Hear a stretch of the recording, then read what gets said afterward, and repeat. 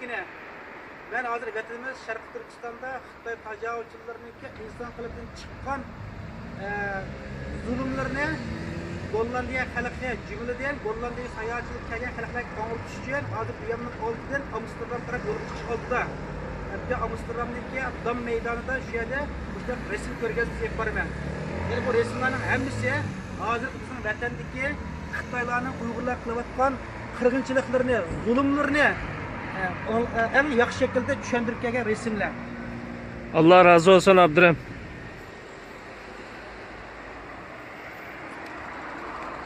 Buna xil uzunluğun yağı bu resimlerni kirishtirib, yo'qotib vaqt ketgan.